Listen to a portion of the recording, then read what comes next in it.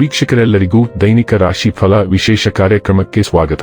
ಇವತ್ತಿನ ಈ ವಿಡಿಯೋದಲ್ಲಿ ನಾವು ವರ್ಷ 2026 ರ ಜುಲೈ ತಿಂಗಳಿನ 17ನೇ ತಾರೀಕಿನ ದಿನ ಮೇಷರಾಶಿಯ ಫಲಗಳನ್ನು ತಿಳಿದುಕೊಳ್ಳಲಿದ್ದು, ಈ ದಿನ ಮೇಷರಾಶಿಯ ಜಾತಕದವರ ಪಾಲಿಗೆ ಹೇಗೆ ಸಾಬೀತಾಗಲಿವೆ, ಈ ದಿನ ಗ್ರಹ ನಕ್ಷತ್ರಗಳ ಸ್ಥಿತಿಗತಿಗಳೇನು ಮತ್ತು ಇಲ್ಲಿ ಉಂಟಾಗಲಿರುವ ಯೋಗಗಳ್ಯಾವುವು, ಈ ಯೋಗಗಳ ಪ್ರಭಾವ ನಿಮ್ಮ ಮೇಲೆ ಹೇಗೆ ಕಾಣಿಸಿಕೊಳ್ಳಲಿದೆ, ಜೊತೆಗೆ ಈ ದಿನಗಳಂದು ನೀವು ಹೊಂದಿರಬೇಕಾದ ಎಚ್ಚರಿಕೆ ಏನು ಅನ್ನೋದೆಲ್ಲವನ್ನ ವಿಸ್ತಾರ ರೂಪದಲ್ಲಿ ಇಲ್ಲಿ ತಿಳಿದುಕೊಳ್ಳೋಣ.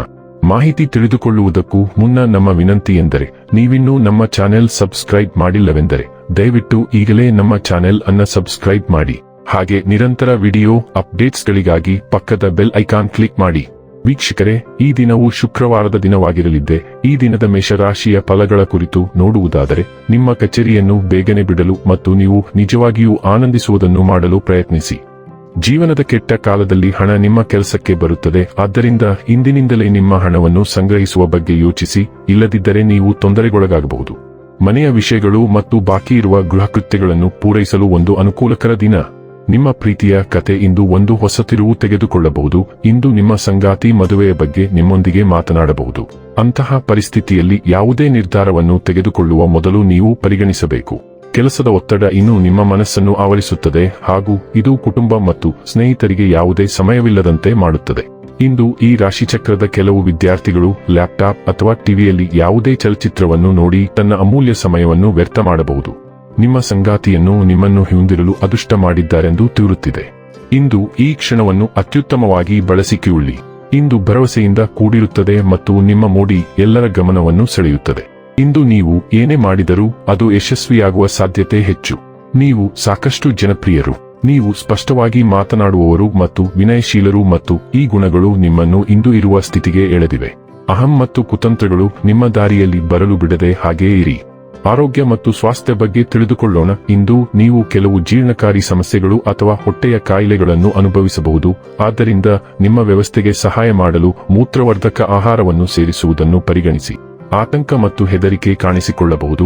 ಆದ್ದರಿಂದ ನಿಮ್ಮ ಮನಸ್ಸನ್ನು ಶಾಂತಗೊಳಿಸಲು ಆಳವಾದ ಉಸಿರಾಟ ಮತ್ತು ದೀರ್ಘ ನಡಿಗೆಯಂತಹ ಹೊರಾಂಗಣ ಚಟುವಟಿಕೆಗಳನ್ನು ಪ್ರಯತ್ನಿಸಿ.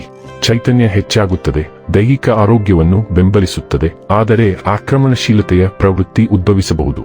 ಚಿಕಿತ್ಸೆ ಅಥವಾ ಮೈಂಡ್ಫುಲ್ನೆಸ್ ನಂತಹ ಅಭ್ಯಾಸಗಳ ಮೂಲಕ ಕೋಪವನ್ನು ರಚನಾತ್ಮಕವಾಗಿ ನಿರ್ವಹಿಸುವುದು ಭಾವನಾತ್ಮಕ ಸಮತೋಲನ ಮತ್ತು ಒಟ್ಟಾರೆ ಯೋಗಕ್ಷೇಮವನ್ನು ಕಾಪಾಡಿಕೊಳ್ಳಲು ಸಹಾಯ ಮಾಡುತ್ತದೆ.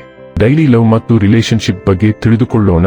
ನೀವು ಇಂದು ಸ್ವಲ್ಪ ಕಿರಿಕಿರಿಯ ಮನಸ್ಥಿತಿಯಲ್ಲಿದ್ದೀರಿ ಮತ್ತು ಇದನ್ನು ನಿಮ್ಮ ಸಂಗಾತಿಯ ಮೇಲೆ ಹೊರಿಸುವ ಸಾಧ್ಯತೆಯಿದೆ. ನೀವು ಅನ್ಯಾಯವಾಗಿ ವರ್ತಿಸುತ್ತಿದ್ದೀರಿ ಎಂದು ನೀವು ಅರಿತುಕೊಂಡಿದ್ದೀರಿ, ಆದರೆ ಯಾರೂ ಕಾರಣವಿಲ್ಲದಿರುವಲ್ಲಿ ದೂಷಿಸದೇ ಇರುವುದು ನಿಮಗೆ ಇನ್ನೂ ಕಷ್ಟವಾಗುತ್ತದೆ. ನಿಮ್ಮ ಮನಸ್ಥಿತಿಯ ಏರಿಳಿತಗಳನ್ನು ನಿಯಂತ್ರಿಸುವುದು ಅತ್ಯಗತ್ಯ. ನಿಮಗೆ ಹಾಗೆ ಮಾಡಲು ಸಾಧ್ಯವಾಗದಿದ್ದರೆ ನಿಮ್ಮ ಸಂಗಾತಿಯಿಂದ ಸ್ವಲ್ಪ ಸಮಯ ದೂರವಿರಲು ಪ್ರಯತ್ನಿಸಿ. ಇಲ್ಲದಿದ್ದರೆ ನಿಮ್ಮ ಸಂಬಂಧ ಅಪಾಯದಲ್ಲಿದೆ. ವೃತ್ತಿ ಮತ್ತು ಹಣ ಬಗ್ಗೆ ತಿಳಿದುಕೊಳ್ಳೋಣ. ನಿಮ್ಮ ಪ್ರತಿಭೆಯ ಮೇಲೆ ಗಮನಹರಿಸುವ ಸಮಯ ಮತ್ತು ನಿಮ್ಮ ದೌರ್ಬಲ್ಯಗಳ ಬಗ್ಗೆ ಚಿಂತಿಸಬೇಡಿ.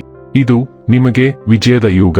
ನೀವು ನಿಮ್ಮ ಕಾರ್ಯತಂತ್ರದಲ್ಲಿ ದೃಢ ಮತ್ತು ದೃಢನಿಶ್ಚಯದಿಂದ ಇರುತ್ತೀರಿ ಮತ್ತು ನಿಮ್ಮ ಮಾತುಗಳಲ್ಲಿ ಅತ್ಯಂತ ನಿಖರವಾಗಿರುತ್ತೀರಿ.